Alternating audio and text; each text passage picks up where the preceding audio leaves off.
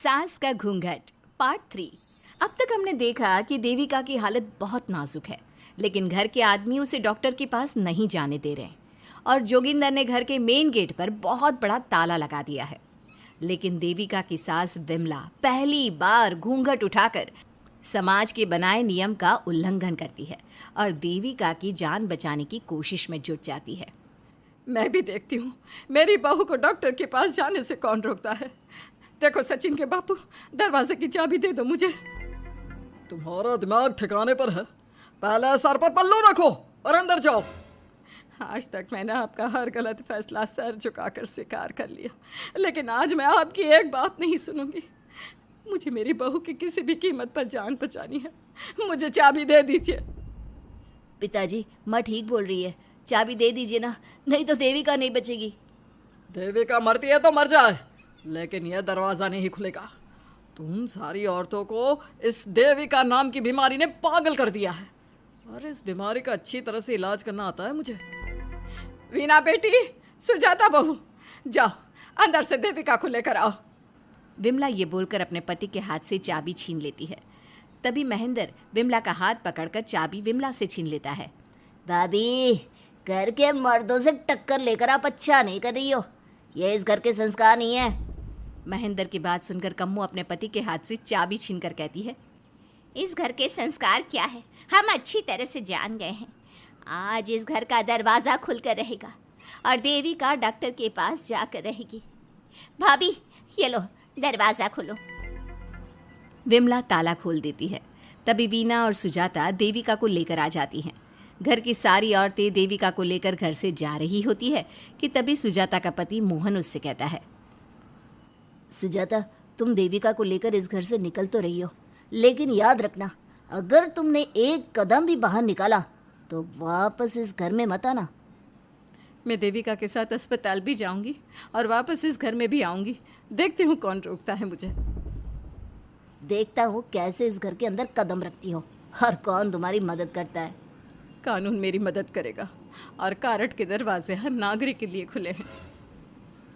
मोहन को अपनी पत्नी से इस तरह बात करता देख कल्याण वीना से कहता है, वीना, तुमने देविका का साथ देकर अच्छा नहीं किया। अगर तुम अभी भी इसके साथ गई तो अपना और मेरा रिश्ता खत्म समझना। मुझे कोई फ़र्क नहीं पड़ता। तुमने आज तक किया ही क्या है मेरे लिए। तुम खुद घर जमाई बनकर मेरे घर में रह रहे हो। कभी 100 रुपये की साड़ी दिलाई है मुझे। मेरे आने से पहले मेरा घर छोड़कर निकल जाना, समझे। ये बोलकर वीना और घर की सभी औरतें देविका को अपने साथ अस्पताल ले जाती है। वहाँ जाने के बाद डॉक्टर जल्दी से देविका का चेकअप करता है। चेकअप करने के बाद वो गुस्से से कहता है, ये क्या किया है तुमने? क्या हुआ डॉक्टर साहब? आपकी बहू की इतनी ज़्यादा हालत ख़राब है और उन्हें चोट भी लगी है, फिर भी आपने उन्हें हॉस्पिटल लाने में इतना लेट कर दिया। आपको 3 दिन पहले ही इन्हें हॉस्पिटल में एडमिट करवाना चाहिए था। हमसे गलती हो गई डॉक्टर साहब, लेकिन आप जल्दी कुछ करिए। हमारी बहू और उसके बच्चे को बचा लीजिए। देखिए, अभी कुछ भी कह पाना मुश्किल है। हम माँ और बच्चे में से किसी एक को ही बचा सकते हैं। आप सोच लो किसे बचाना है। डॉक्टर साहब, आप देविका को बचाइए, उससे कुछ नहीं होना चाहिए। देखिए, हमें देविका का ऑपरेशन करना पड़ेगा। आप इनके पति को बुलाइए, हमें कुछ पेपर पर साइन करवाने हैं। डॉक्टर की बात सुनकर सभी औरतें सोच में पड़ जाती हैं। तभी वीना कहती है, डॉक्टर साहब, इनके पति नहीं आ सकते। ये इनकी सास है विमला देवी, आप इनसे साइन करवा लीजिए। लेकिन पेशेंट की हालत इतनी नाजुक है, इनके पति है कहाँ? वो अपने आदमी होने का धर्म निभा रहा है। पति धर्म के बारे में उसे कुछ नहीं पता। डॉक्टर साहब, वो नहीं आएगा। क्या क्या करना है आप मुझे बताइए। थोड़ी देर बाद डॉक्टर देविका का ऑपरेशन शुरू कर देते हैं। जब वो ऑपरेशन थिएटर से बाहर आते हैं तो कहते हैं, आप लोगों की किस्मत अच्छी है। देविका भी सुरक्षित है और उसका बच्चा भी। डॉक्टर, बेटा हुआ है या बेटी? बेटा हुआ है। सब लोग बहुत खुश होते हैं। कुछ दिन तक देविका उसी हॉस्पिटल में रहती है और उसके ससुराल की औरतों ने उसका बहुत ध्यान भी रखा। अब देविका कुछ हद तक ठीक हो गई। डॉक्टर ने देविका को घर जाने की इजाज़त दे दी, लेकिन सभी सोच में पड़ गए। हम भाभी को घर ले तो जाएं, लेकिन माँ, आपको घर का माहौल पता है ना। देविका भाभी अभी पूरी तरह से ठीक नहीं हुई। भाभी वहाँ आराम नहीं कर पाएंगी और पता नहीं घर के सारे आदमी हमारे साथ क्या करेंगे। माँ, क्या हम डॉक्टर से बात करके देविका को थोड़े दिन और यहाँ नहीं रख सकते? जब वो पूरी तरह से ठीक हो जाएगी तो उसे यहाँ से ले जाएंगे। ये बात सुनकर विमला सोच में पड़ जाती है। तभी कम्मो कहती है, तुम दोनों ठीक कह रही हो, मैं अभी डॉक्टर से बात कर लेती हूँ। कम्मो डॉक्टर से बात कर लेती है और देविका कुछ दिन में बिल्कुल ठीक हो जाती है। देविका अपने बच्चे को गोद में लिए बाकी औरतों के साथ अपनी ससुराल जाती है, लेकिन घर के सभी आदमी उन्हें दरवाजे पर ही रोक देते हैं। खबरदार, तुम में से कोई भी औरत अगर घर के भीतर घुसी, अगर तुम घर में कदम रखोगी तो घर अपवित्र हो जाएगा। घर हमारे कदम रखने से अपवित्र नहीं होगा, बल्कि आपकी गंदी सोच की वजह से घर क्या, अरे पूरा समाज अपवित्र हो रहा है। सुजाता, मैंने मना किया था ना घर से बाहर जाने के लिए। अब एक काम कर, जैसे यहाँ आई है वैसे ही यहाँ से सीधा अपने मायके लौट जा। क्यों जी, क्यों चली जाऊँ मैं अपने मायके? मैं जब तक चाहूँ यहाँ रह सकती हूँ। अगर आपने मुझे इस घर में आने से रोका तो मैं आपकी पुलिस में शिकायत कर दूँगी। वीना, इन सब की तरह तुम्हारा भी दिमाग खराब हो गया है। अब मैं तुम्हें बिल्कुल बर्दाश्त नहीं करूँगा। तुम्हें ऐसी सज़ा दूंगा कि तुम याद रखोगी। सज़ा बाद में देना, पहले मेरे घर से बाहर निकलो। खुद पूरी जिंदगी में एक घर नहीं खरीद पाए और मुझे सबक सिखाने की बात बोल रहे हो। देखो वीना, तुम इस घर की बेटी ज़रूर हो, लेकिन कल्याण इस घर में ही रहेगा। उसने बहुत कुछ किया है इस घर के लिए, लेकिन तुम अब यहाँ नहीं रह सकती। क्यों नहीं रह सकती? इस घर पर मेरा उतना ही हक है जितना सचिन का। देश के कानून ने मुझे ये हक दिया है। अगर मैं चाहूँ तो कोर्ट का सहारा लेकर इस जायदाद का आधा हिस्सा ले सकती हूँ। और हाँ कल्याण, तुमसे तलाक भी ले सकती हूँ। वीना, देविका के साथ रह रहकर तुम्हारा दिमाग भी खराब हो गया है। और कम्मो, मैंने तुमसे कितना मना किया, घर से बाहर मत जाओ, देविका की मदद मत करो, लेकिन तुमने मेरी एक नहीं सुनी। अब तुम इस घर से और मेरी ज़िंदगी से चली जाओ। ये कदम उठाकर तुमने बिल्कुल अच्छा नहीं किया। ये कदम तो मुझे उस समय उठाना चाहिए था जब मैं माँ बनने वाली थी। आपके झूठे अहंकार और गलत नियमों की वजह से मैंने अपने 2 बच्चे खो दिए। अगर उस समय मैं दाई अम्मा से इलाज ना कराती और हॉस्पिटल चली जाती तो सचिन के बराबर मेरे भी 2 बेटे होते। सभी पति इस बात पर अड़े हुए थे कि वो अपनी अपनी पत्नियों को घर के अंदर नहीं आने देंगे। देविका बहुत देर तक सबकी बातें सुनती रही। फिर उसने अपने पति से कहा, सचिन, तुम्हारे घर के आदमियों की बात तो मैंने सुन ली, अब तुम बताओ तुम्हारा क्या फैसला है? देविका, मुझे माफ़ कर दो, मैं तुम्हारे लिए कुछ नहीं कर सकता, मैं मजबूर हूँ। मुझे पता था सचिन, तुम्हारा यही जवाब होगा। मुझे अपने आप पर हैरानी है कि मैंने बिना रीढ़ की हड्डी वाले आदमी से प्यार ही क्यों किया, शादी क्यों की। अब मैं आप सबसे बस आखिरी बार पूछ रही हूँ, तुम हमें अंदर आने दे रहे हो या नहीं, या मैं पुलिस को फ़ोन करूँ? देविका, आज तक हमारे गांव में पुलिस ने कभी कदम नहीं रखा और तू हमारे घर के दरवाजे पर पुलिस को लेकर आएगी? तेरी हिम्मत कैसे हुई ये बात करने की? आज तक इन औरतों ने घर से बाहर कदम नहीं निकाला था और 2-4 दिन में तूने इन सबको इनके अधिकार भी याद करा दिए। अब तो तुम बिल्कुल इस घर में नहीं आ सकते। घर की औरतें घर के बाहर खड़ी थी और घर के आदमी घर के दरवाजे पर। उनकी लड़ाई देखकर पूरा गांव इकट्ठा हो गया। देविका को अस्पताल पहुंचाकर घर की औरतों ने काम तो अच्छा किया। इस काम से देविका और उसके बच्चे की जान भी बच गई, लेकिन इनकी जान बचाने की कीमत घर की औरतों को कैसे चुकानी होगी, इसके लिए आपको आने वाला एपिसोड देखना होगा। और हमारे प्यारे दर्शकों, हमें कमेंट करके ज़रूर बताइए कि देविका के साथ बाकी औरतों को क्या करना चाहिए। क्या उन्हें घर के अंदर जाने के लिए संघर्ष करना चाहिए या फिर वो घर छोड़कर चले जाना चाहिए? पार्ट 4। अब तक हमने देखा कि देविका के ससुराल के आदमी औरतों को घर के अंदर नहीं आने दे रहे हैं। देविका उन्हें पुलिस में जाने की धमकी देती है, जिससे पूरे गांव में अफरा तफरी मच जाती है। तभी गांव का एक आदमी सरपंच को बुलाकर ले आता है।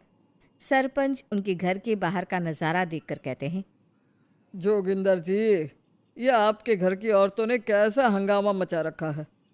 आपका घर तो संस्कारों की मिसाल था, लेकिन ये मैं क्या देख रहा हूँ, आपके घर की किसी औरत ने घूंघट नहीं कर रखा।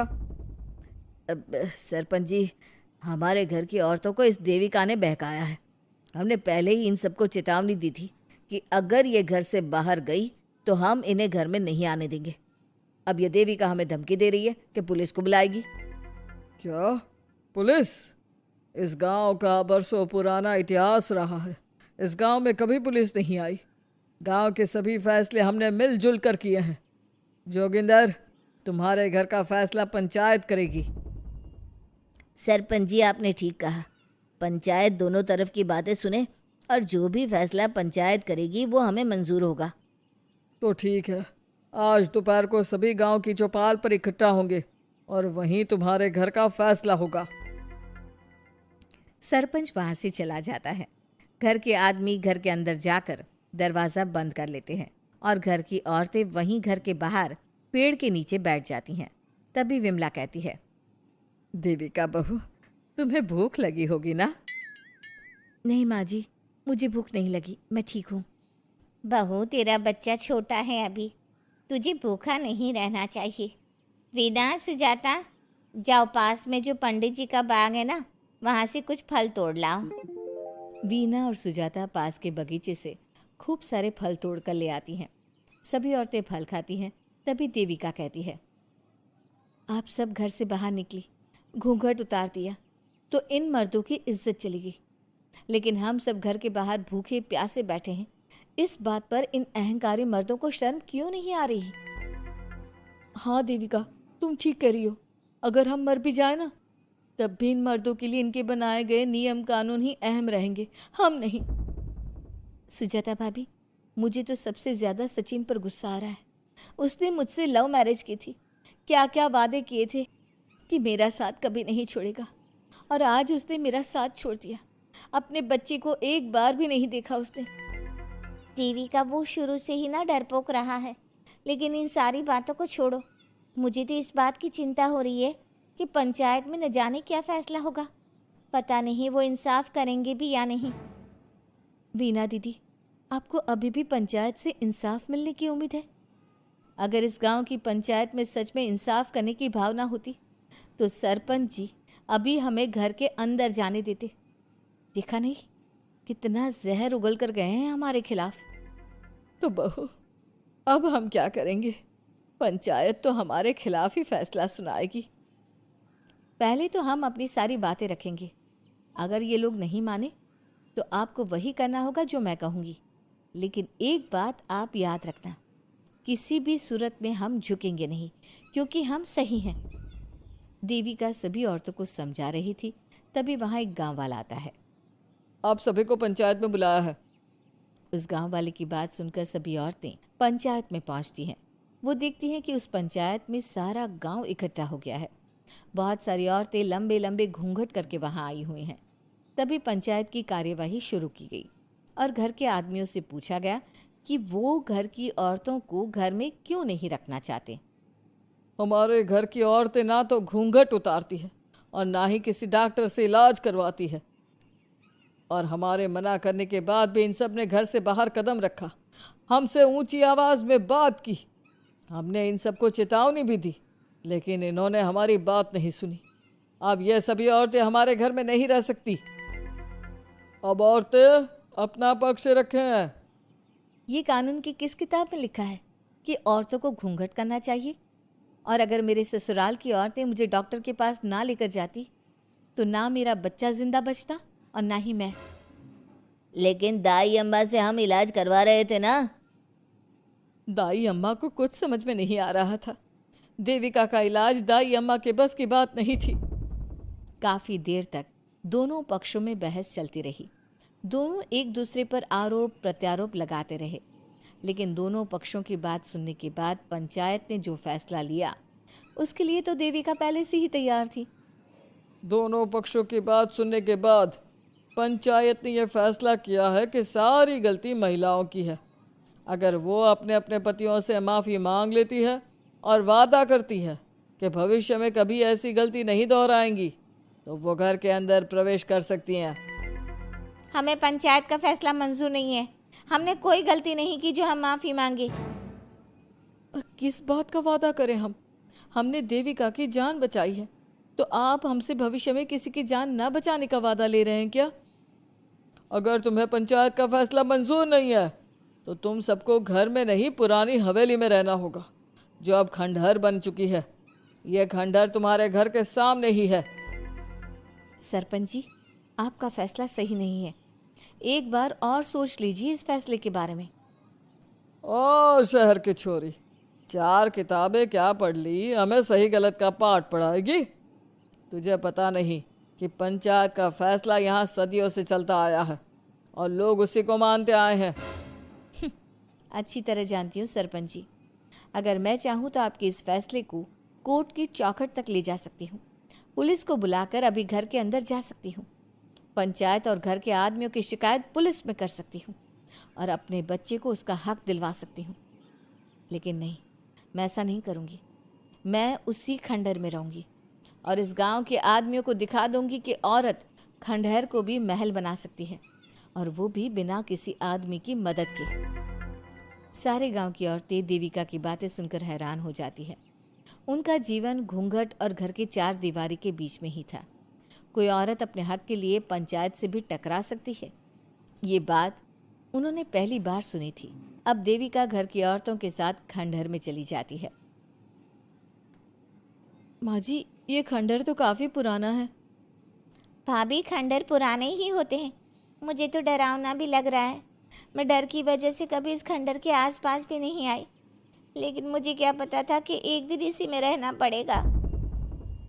ये तो टूटा फूटा भी पड़ा है।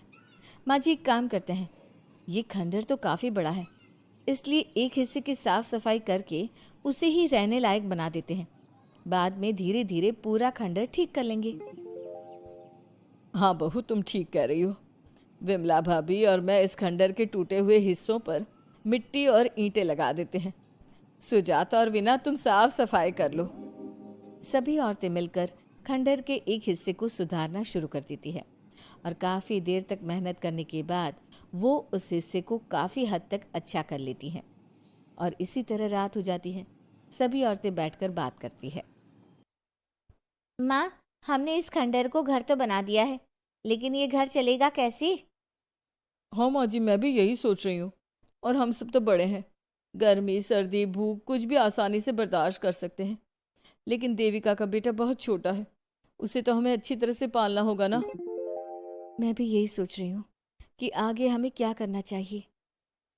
कम्मू और मैं मिलकर मिट्टी का चूल्हा और मिट्टी के बर्तन बना देते हैं। कुछ दिन के लिए खाने का इंतज़ाम भी हो जाएगा, क्योंकि यहाँ पर खेत और बाग बगीचे आसपास ही हैं, कहीं से कुछ भी ले सकते हैं। पहले आप मुझे ये बताइए कि आप सब लोगों को आता क्या है? मतलब कोई ऐसा काम जिसका आपको शौक हो, जो आपने बचपन से किया हो। बहू, तेरे दिमाग में चल क्या रहा है? माँ जी, बहुत कुछ चल रहा है। बस अब हमारा सारा ध्यान इस बात पर होना चाहिए कि हम अपने लिए अच्छे से अच्छा क्या काम कर सकते हैं। आप सब हिम्मत से और समझदारी से काम लो, फिर देखना हम इस खंडहर को भी महल बना देंगे। इसके लिए सबसे पहले हमें आत्मनिर्भर बनना होगा। देविका सभी को समझा रही थी, तभी उसका बेटा रोने लगा। उसने अपने बेटे को गोद में उठाया और उसे चुप कराने लगी। अब देविका के सामने सबसे बड़ी चुनौती थी कि वो किस तरह से ससुराल की औरतों को आत्मनिर्भर बनाए और किस तरह से अपना घर चलाए। हमारे प्यारे दर्शकों, अब आप बताइए, देविका और घर की सभी औरतों ने अपने पतियों से माफ़ी ना मांगकर सही किया या गलत? क्या उनका खंडहर में रहने का फैसला सही था? अब देविका को क्या कदम उठाना चाहिए, हमें कमेंट में ज़रूर बताना। हमारी कहानी को लाइक, शेयर और चैनल को सब्सक्राइब करना मत भूलना।